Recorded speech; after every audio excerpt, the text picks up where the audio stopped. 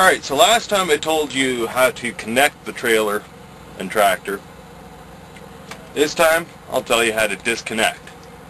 Now, as with connecting, I didn't show you the pre-trip. I won't show you the post-trip on doing the trailer.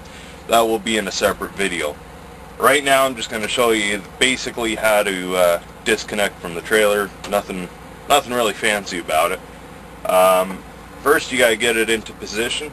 You want the tractor and trailer to be straight. You don't want the tractor to be off on an angle, because what can happen is as it's coming down, it could twist off the fifth wheel as it pivots. I'll show you that in a second.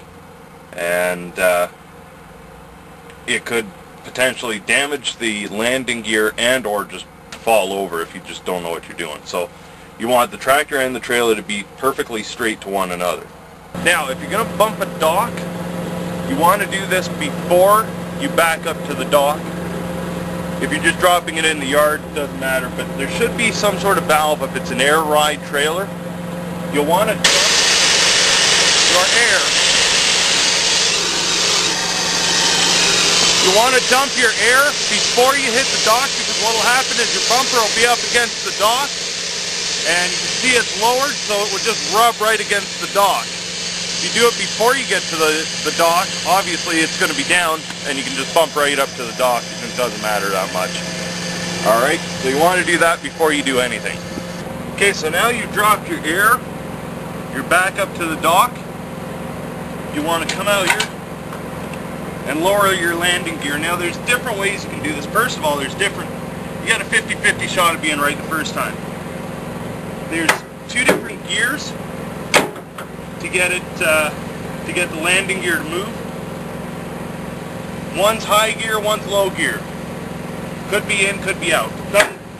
You don't know. So the only way you're going to find out is to do it. And one way, obviously, raises and lowers. So you want to lower your gear.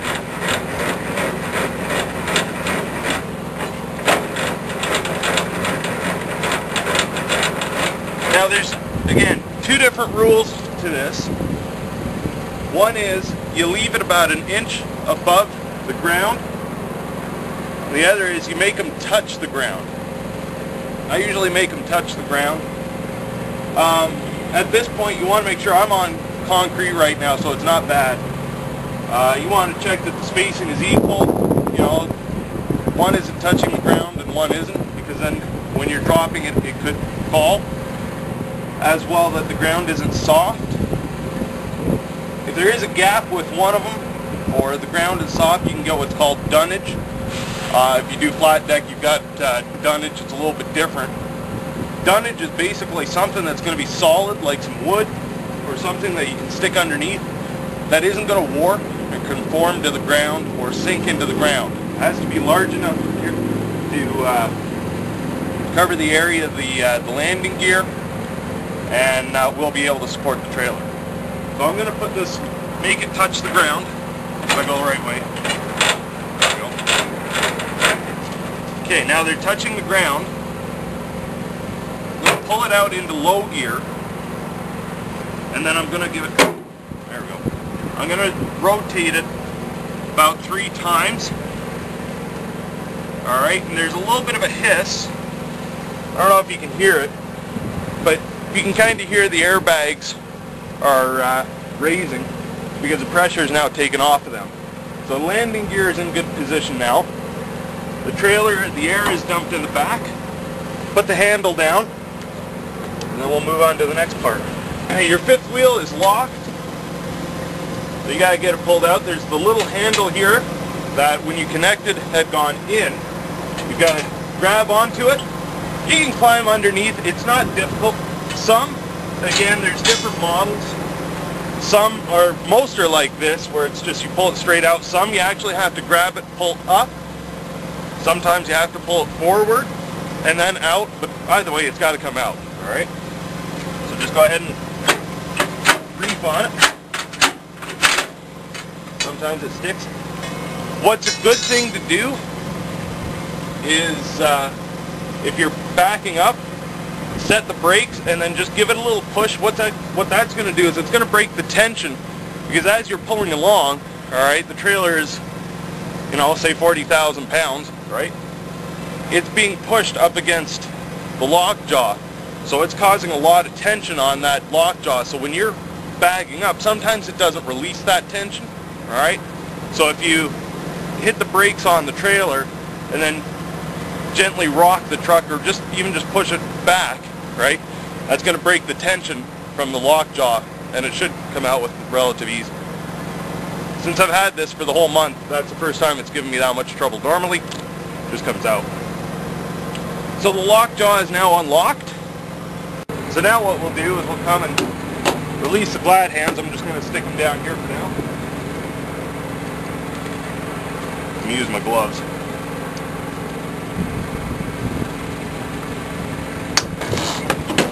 There we go.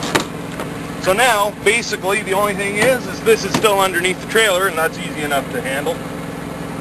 Normally I put these up in the holder, but for the purpose of this video, I'm just sticking it here for now. So now we'll go inside and we'll start moving the truck.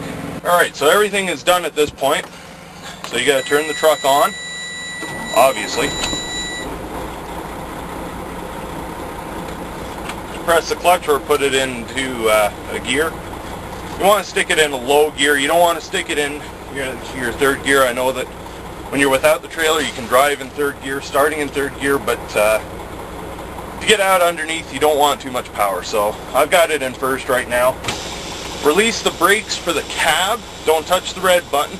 Remember, the red button's just for the trailer. Once you hear the hissing stop, your brakes are fully released. Ease the clutch out a little bit until you feel the truck pull out from underneath. Sometimes you hear the click. At that point the jaw is released. So now you can dump your air suspension for the cab. What that's doing is it's lowering. It's going to put the tractor or the trailer on its landing gear and relieve all pressure on the suspension on the cab. You can watch your air gauge go down as the pressure is done. Once you see the needle really isn't moving, and you hear the hissing is done, pull out really slowly. And if it's set up right, you won't hear, or you won't feel a heavy thud. You might hear a little bit of a thud, which is fine, because then you know that it's down and it's not going to go anywhere. But I've done it now where it's out from underneath and nothing happened. So that's basically the gist of pulling out from underneath the trailer. Before you get fully out from underneath the trailer, so your back end, come here, I'll show you. My trailer, I dropped it a little high. It would have been nice if this thing were tilted like that. And I am a little far ahead. It should be right to about there. You want to get out and make sure that the trailer is fine, it's situated on the ground properly, and that it's clearing everything, because what can happen, and I've done this before, thankfully it was with an empty trailer, I just pulled out and the landing gear wasn't sitting properly and the trailer went down a little too far. Now I was able to rectify it because of the fact of the frame goes farther than the axle, so I just released the airbags, got underneath it a little bit, and just kind of raised it and raised the landing gear. So that's it. The trailer's dropped now. Now you can fart off and do whatever you want to do. Add your own music here, because I still don't have any yet. Okay.